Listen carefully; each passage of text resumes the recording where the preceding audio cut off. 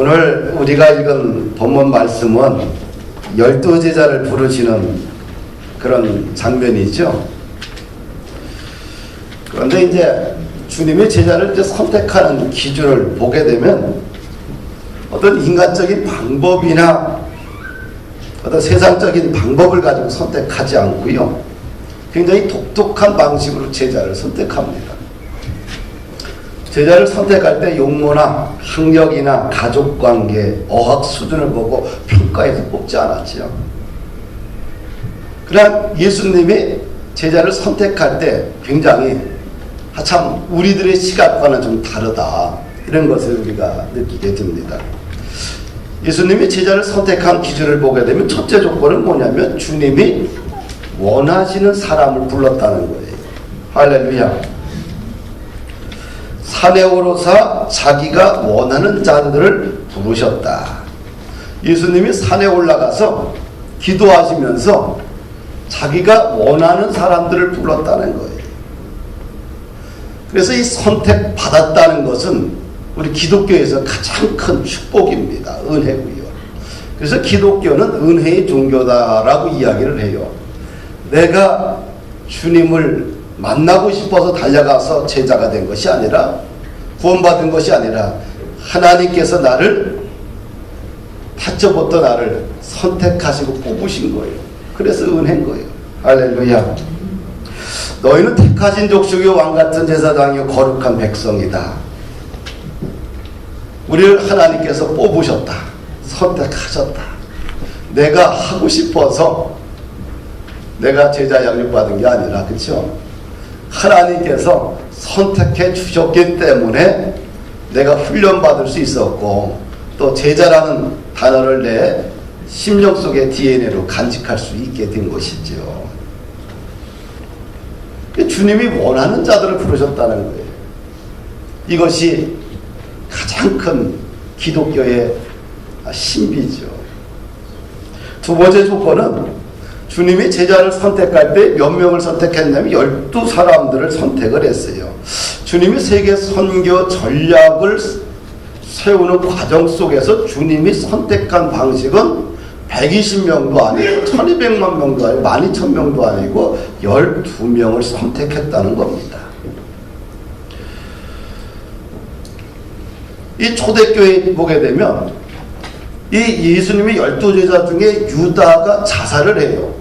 한 명이 부족하잖아. 그래서 초대교회도 어떻게 돼요? 제비뽑기를 해서 마띠아를 채웁니다. 그래서 12명을 세우게 돼요. 이 12명은 지도자들의 지도자가 됩니다.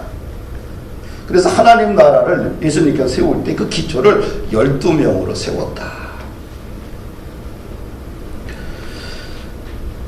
이 왜 12명이 이렇게 중요하냐?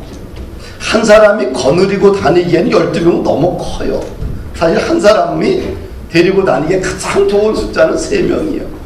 그렇죠? 3명.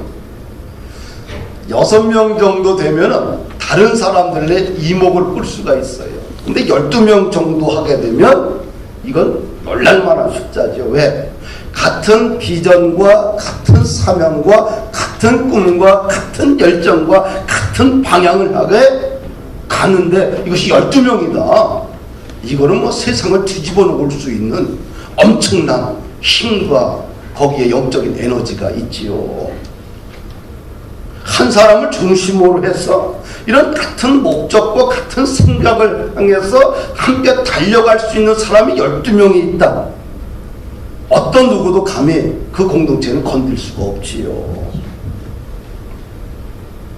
예수님은 그 12명을 위해서 자신의 삶을 전부 드렸지요. 헌신했고요. 우리가 뒤돌아보면 정말 목사님들끼리 많이 얘기를 해요. 너 뒤돌아보면 너와 함께 할 수 있는 사람 12명 정도 있냐? 거의 대답 못해요. 크든 작든. 그게 쉬운 숫자가 아니에요.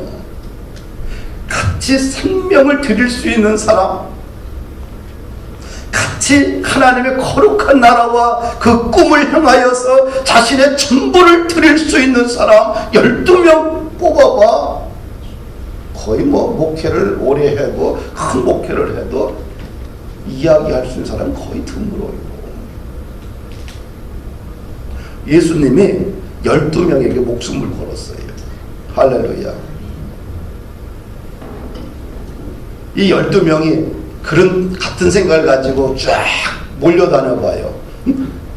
누가 감히 그 공동체에 상대를 해서 돌을 던질 수 있겠어요? 이 엄청난 힘이거든요. 두 번째, 우리가 또 이 본문을 통해 함께 생각해 볼 것은 왜 제자를 선택했느냐는 얘기죠.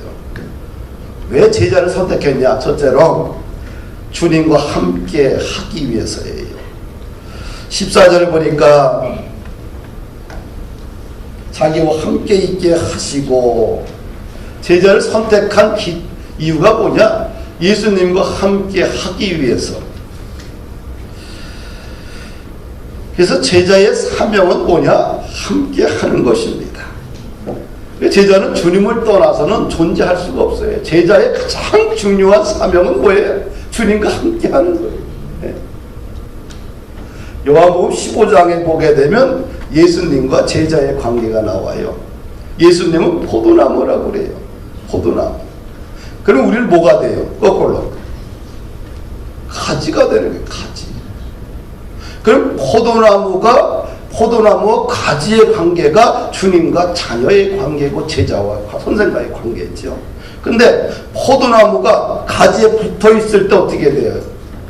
수액을 공급받아서 열매를 맺게 돼요. 근데 거꾸로 나는 포도나무에 붙어 있는 게 싫어.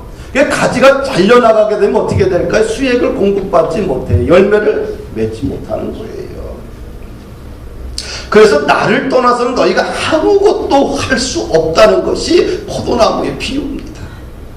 가지는 포도나무에 붙어 있어야 돼요. 이것이 가지의 사명입니다. 우리가 가지가 주님 안에 붙어 있을 때 영적으로 자라지요. 근데 가지가 주님 나라에서, 주님 앞에 가지에서, 나무에서 잘려져 나갈 때 그 영혼은 죽어버려요. 그래서 신앙의 영적 성장은 주님과 함께 있을 때만 가능합니다. 그래서 우리는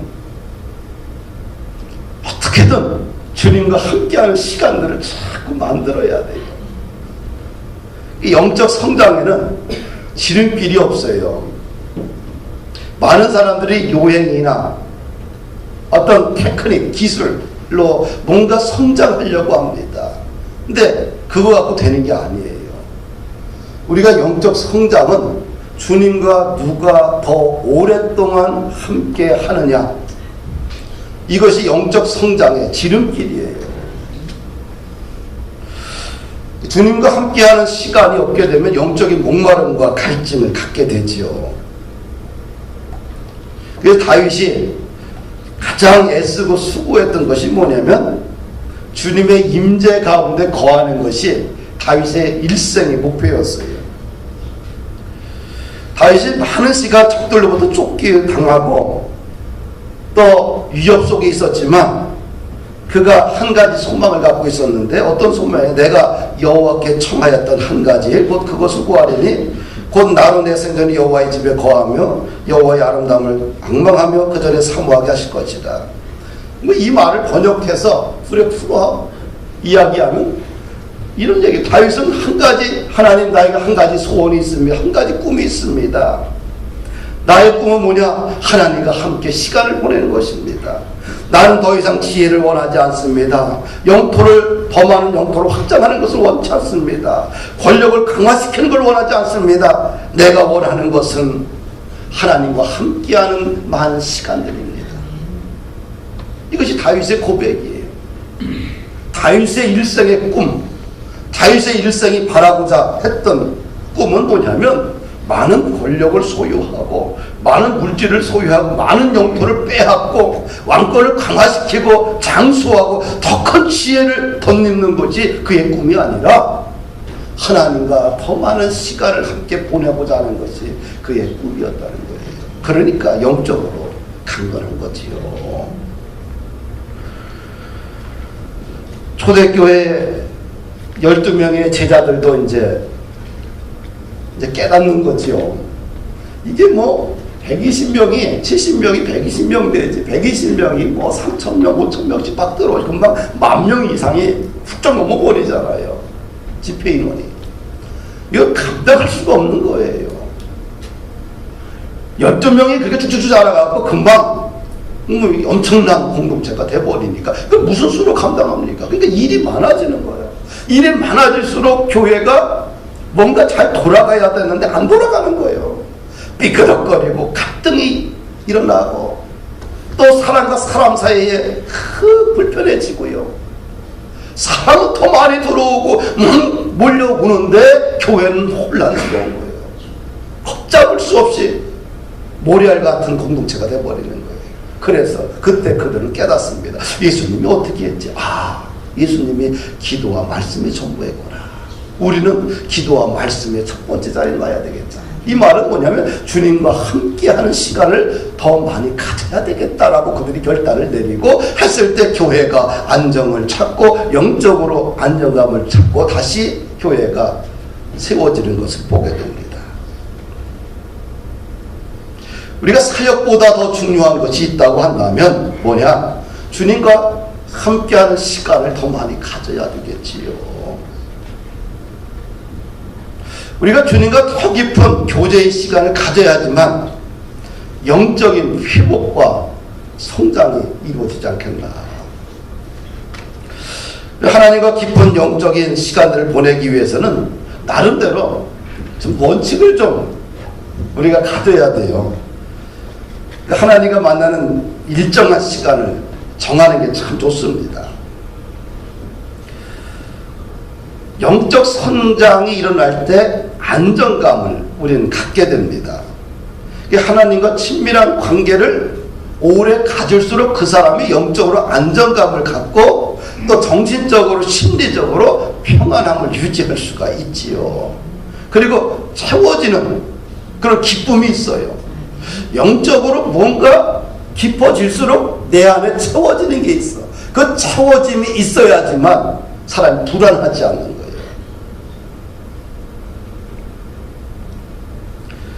그러기 위해서는 뭐 예배를 참석하고 또 큐티를 하고 하루에 첫 시간을 드리고 하여튼간 저녁 시간은 몰라도 새벽은 자기가 나름대로 잘 관리할 수가 있어요.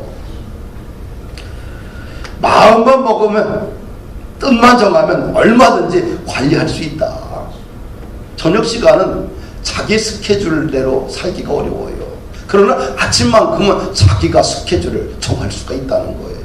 다른 사람들로부터 피해당하지 않고 내 시간이 다른 사람이 푹 들어오지 않고 스스로 내 시간을 관리할 수 있고 그 관리할 수 있는 그것이 얼마나 큰 기쁨이에요. 그 시간에 주님과 함께 할 수 있다고 한다면 그 사람은 영적으로 강건해지지 않겠나. 마음에 채워지지 않겠나. 그리고 하나님과 시간을 함께 보낼 수 있는 적합한 장소를 찾아야 됩니다. 주님 만나기에 가장 적합한 장소가 어딨나. 최 장로님 저기 판교 쪽에 회사를 하나 내는데 거기 갔더니 그 회사에 인포뱅크라는 회사 대표가 봤더니 대표실에서 워룸이라고 하더라고요. 워룸. 이 차가 우리 같은 사람이 하나 들어가나 하나 정도 들어가면 공간이 잡을 거예요. 그 조그만 공간에 완전히 밀폐가 돼 있어. 거기서 찬송을 하고 기도해도 바깥까지 안 들려. 왜 그 양반은 걷다가 대표실에다 그걸 만들었을까? 인생에서 가장 중요한 것은 하나님과 만날 수 있는 적합한 장소가 있어야지만 살 수 있다는 것을 그가 알기에 하는 거예요. 깨달았게 하는 거지요. 우리가 하나님을 더 만나고 더 깊이 만나기 위해서 하는 우리의 행위 자체가 아름다운 거예요. 나 그거 보고 야, 저분이 저 기도실에서 날마다 이 삶에서 일하는 여러 가지 문제들을 놓고 기도할 때 하나님이 함께하지 않겠느냐. 그리고 세상에서 만나는 수많은 문제들이 안 된다는 소리가 더 많아요. 그렇죠? 여러분 뭐 이런 기업들이 안 된다는 얘기가 더 많습니다. 그 안 된다는 소리들 들으면 진짜 안 돼. 넘어가다 보면.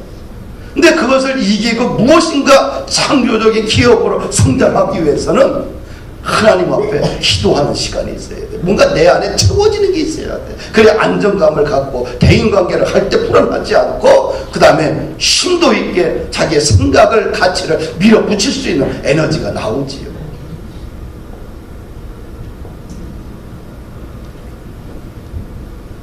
하루를 시작할 때 뭔가 내 에너지, 내 영적인 에너지를 공급받을 수 있는 것들을 여러분들은 가지고 있어야 돼요. 나에게 새 힘을 줄 수 있는 것이 도대체 뭐냐? 찬양은 찬양을 하든, 성경의 말씀을 암송하든, 말씀을 읽든, 묵상하든, 기도면 기도를 하든, 뭔가 내 영혼에 새 힘을 줄 수 있는 무엇인가를 그날 시작해야지만 우리는 승리할 수 있지 않겠느냐. 성경 구절을 끊임없이 암송하십시오.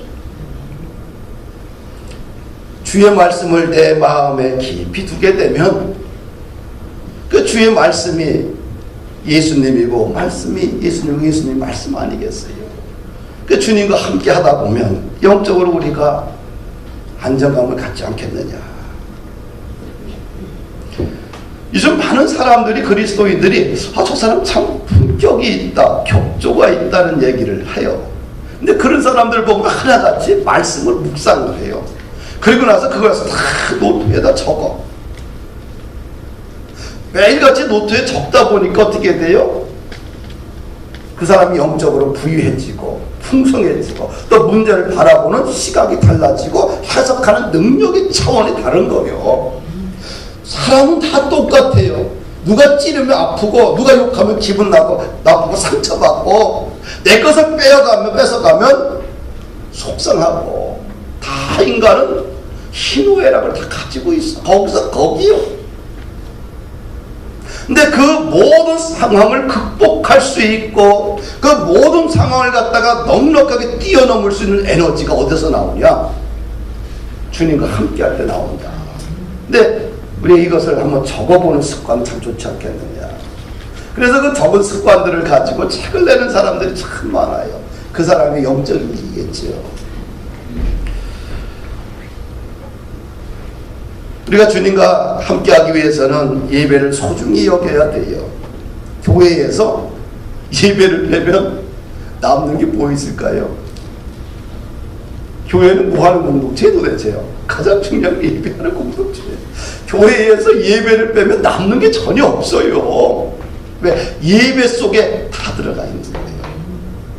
예배를 신령과 진정으로 드리기 위해서 그래야 영적으로 우리가 성장하게 돼요. 우리가 이제 들어오면서 갑작스레 커튼을 쳐놓고 이게 갑작스레 중세로 돌아갔나 이거 왜 가나 그렇죠? 그냥 분주하기 때문에 와서 잠깐 좀 마음을 호흡을 좀 가다듬으라고. 그리고 헌금을 내잖아요. 낼 때 헌금함에 집어넣을 때 써서 하나님 이 헌금 주님 받아 주옵소서. 이 헌금 속에 아버지 하나님 많은 열매가 맺기를 원합니다. 하나님의 나라가 세워지길 원합니다. 내 일터 속에 놀라운 기적이 일어나길 원합니다. 정말 오병이의 기적이 일어나길 원합니다. 나의 전부를 드립니다. 기도하라는 얘기죠. 그리고 헌금하면 그냥 어떻게 되겠어? 헌금을 이렇게 집어넣을 수도 있겠지, 그렇죠? 전혀 생각 없이. 그러나 이 헌금을 1,000원을 냈든 10,000원을 냈든 100만원을 10,000만원을 냈든 1억을 냈든 이 헌금에 여러분들의 가치와 꿈과 기도의 제목을 다 담아서 기도하고 들어오라는 얘기예요. 이거 도대체 이게 뭐 하는 거요? 라고 생각할 수 있는데 왜? 우리 교회가 이렇게 들어오면서 그다음 짧잖아요, 동선이. 들어오기 전에 한 템포, 예배당 들어오기 전에 한 템포 마음을 좀 숙연하게 갖고 가장 먼저 들어오는 게 뭐예요? 헌금부터 하잖아. 그럴 때 여기서 마음을 드리면서 헌금을 드리면서 하나님 오늘 예배도 주님께서 책임져 주시되 이 예물 속에 주님의 임재와 성령의 기름 부음이 있길 원합니다. 할렐루야. 우리가 영적으로 이렇게 성장하기 위해서는 우리가 기도 생활에 좀 힘써야 돼요. 기도는 하나님과의 대화 아니겠어요? 기도가 죽으면 거의 영적으로 성장하지 않는다, 이렇게 보면 될 거예요. 기도가 되질 않으면 하나님의 기름 부음이 없어요. 왜? 다른 게 다 돼도 기도의 양이 차지 않으냐면 하나님께서 하나님의 영적인 능력을 제공하지 않기 때문에 그래요. 이것이 하나님이 정하신 원칙이요. 할렐루야. 시골에 아무것도 없는 무지랭이들도 우리가 생각할 때, 근데 무지랭이가 아니에요. 그들이 오직 예수님 바라고 기도하면 그곳에서 역사가 일어나잖아요. 그렇죠? 왜? 하나님은 기도를 통해서 자신의 나라를 세워가고 또 기름 부어 주시기 때문에 그렇습니다. 그래서 두 손 들고 최소한 1시간 정도를 부르짖어 기도할 수 있어야 돼. 그렇지 않으면 우리는 이 땅에서 제자로 살기는 어렵다. 거의 그냥 1시간 정도 못하면 어느 정도 하냐, 그냥 그냥 기본 자기 신앙만 유지할 수 있다. 폭발적인 성장, 자기 인생의 어떤 30배, 60배, 100배라는 폭발적인 하나님 나라를 이루기는 곤란하다. 최소한 1시간 정도는 이상은 기도해야지만, 예수님이라는 주제를 하나 가지고 어떤 기도의 주제를 가지고 하나 놓고 기도할 수 있어야 돼요. 그러면 세상을 이기지 않겠느냐. 두 번째로 왜 제자를 선택했느냐? 보내서 전도하기 위해서죠. 제자의 사명은 뭐냐? 전도다. 하나님이 가장 좋아하는 것이 뭐예요? 전도라는 거지요. 그래서 하늘에서 가장 상이 크지요. 십자가에서 예수님이 죽으시고 부활하시고 나서 승천하시면서 제자들에게 마지막 남긴 것이 뭐예요? 땅끝까지 증인되라. 이게 마태복음, 마가복음, 누가복음, 요한복음, 사도행전의 기록 아니겠어요? 그래서 이 바울 사도는 일생을 전도와 선교에 자신의 생명을 들였어요. 이 제자들에게 전도와 선교라는 단어가 빠지게 되는 건 제자 아니에요. 솔직히 얘기해서. 왜? 전도와 사명이 빠진 제자가 무슨 제자입니까? 그래 안 그래요? 전도와 선교가 언어에서 사라지고 생활에서 사라진 사람은 제자라고 할 수 없어요. 솔직히 얘기해서. 단지 그냥 종교인으로 살 뿐이요. 충성들은, 일꾼들은 하나같이 뭐에 인생을 거냐? 전도와 선교의 인생을 걸어요. 이것이 교회가 가야 될 방향이에요. 그래서 예수님께서 제자들에게 함께 있고 나서 그 다음에 뭐하냐? 나가서 전도하고 선교하라는 거예요. 이것이 너희들의 사명이다. 이 방향을 잃어버리면 우리는 거의 충성스러운 일꾼 되기는 어렵다. 제자로서 성숙한 제자 되기는 어렵다. 상황이 어떻고 환경이 어떻고 여건이 어떻고 이건 다 핑계예요. 이유에 불과해요. 핑계 가지고 이유 가지고 영적으로 성장이 됩니까? 거의 불가능하다. 목회자를 부른 이유가 뭐냐? 전도하고 선교하라고, 더 많이 하라고 부른 거예요. 그렇죠? 목회자들이 전도와 선교도 한 명 못하는 사람들은 목회자 자격 없어. 내가 봤을 때 그냥 간두고 그냥 타이틀 띄고 사는 게 훨씬 더 편안하다. 또 장로님도 권사님들도 안수전 마찬가지겠지. 그렇죠? 왜 우리가 배웁니까? 왜 시간을 내서 배우고 그래요? 결국은 하나님의 일, 성령의 가르침, 예수의 말씀, 그 방향을 따라가고자 하는 거 아니겠어요? 결론은? 그렇죠? 사랑하는 여러분들, 바울 사도는 이런 얘기를 합니다. 내가 그리스도 안에서 참말을 하고 거짓말을 아니하노니 내게 큰 근심이 있는 것과 마음에 그치지 않는 고통이 있는 것을 내 양심이 성령 안에서 나로 더불어 증거하노니 나의 형제 곧 골육의 친척을 위하여 내 자신의 저주를 받아 그리스도에게서 끊어질지라도 원하는 바로다. 이게 뭡니까? 내 마음에 큰 근심이 있대요. 또 내 마음에 끝나지 않는 고통이 계속 있대. 그것이 뭐냐? 내 골육 친척들이 복음을 믿지 않는 거예요. 내가 죽어서 저주를 받아도 좋다. 내 골육 친척이 예수 믿고 복음을 받아들여서 구원받기를 원한다는 것이 바울의 소명이, 바울의 꿈이었지요. 할렐루야. 셋째, 왜 제자를 불렀느냐? 귀신을 내어 쫓는 권능을 주기 위해서. 예수님은 제자를 선택하고 나서 그 다음에 분명하게 뭐예요? 제자들에게 실습을 시켰어. 그렇죠? 실습. 그래서 제자들은 예수님의 어떻게 3년 6개월 무엇을 했는지를 쫙 봤어요. 그리고 그 현장에 제자들이 항상 있었어요. 보았지요.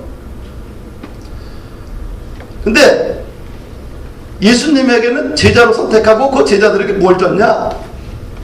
원수마귀 사단을 물리칠 수 있는 권능, 권세를 부여해 준 거예요. 우리가 성경에 보면 예수님이 고쳤던 영역들이 있는데 영의 치유를 합니다. 죄로 인해 병든 영혼을 치유하죠. 이 가장 큰 중요한 사역이죠. 예수님이 치유한 신약 성경을 이렇게 우리가 보게 되면 영을 치료했어요. 영적으로 오염된 병든 영혼들을 치료했죠. 왜? 영과 혼과 육은 다 연결되어 있지요.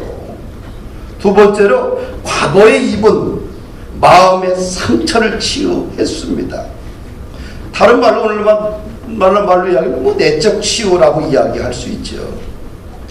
이 과거에 손상된 감정이나 마음의 상처를 치유했다는 거지. 우리가 기억 자체는 치유할 수가 없어요. 과거에 경험했던 상처나 아픔의 기억은 치유할 수 없지만 이 과거의 상처와 억압으로부터 자유를 누린다는 거예요. 할렐루야. 누구 안에서? 예수님 안에서.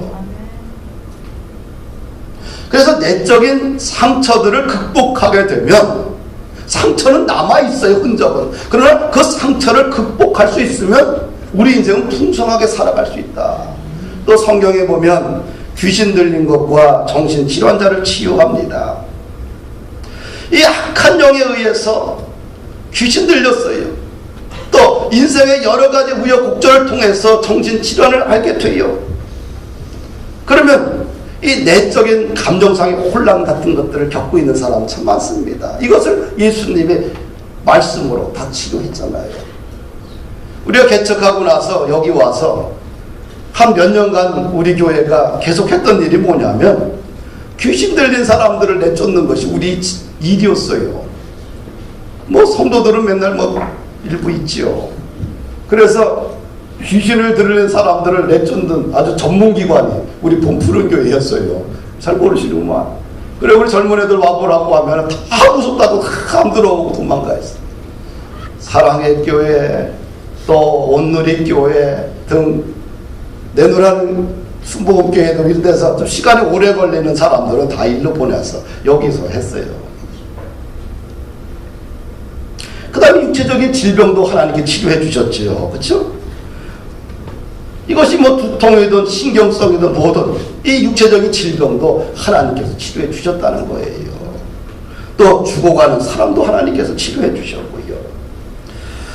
그래서 제자들에게 선택하고 나서 그들에게 무기를 주셨어요.